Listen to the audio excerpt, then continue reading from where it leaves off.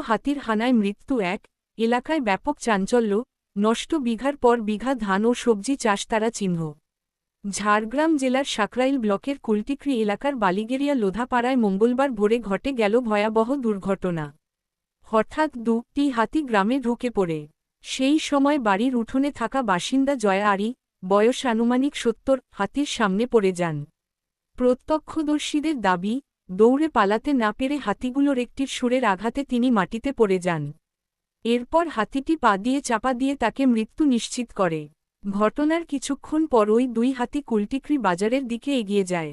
পথের ধারে সকালবেলা হাঁটতে বেরোনো আরও এক ব্যক্তি অল্পের জন্য প্রাণে রক্ষা পান। পরে বনদপ্তর সূত্রে জানা যায়, হাতি দুটি বর্তমানে দুর্গাহুড়ি জঙ্গলে অবস্থান করছে। মৃতদেহ উদ্ধার করে সাকরাইল থানার পুলিশ ভাঙ্গর গ্রামীণ হাসপাতালে নিয়ে যায়। তারপর ময়নাতদন্তের জন্য দেহ ঝাড়গ্রাম মর্গে পাঠানো হয়।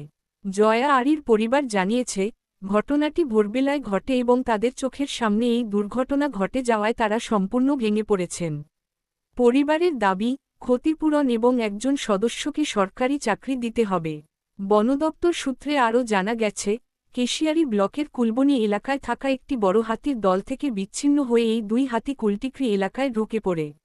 গোটা গ্রামজুড়ে এখন চরম আতঙ্কের পরিবেশ, রাত দিন পাহারা দিচ্ছেন স্থানীয় বাসিন্দারা।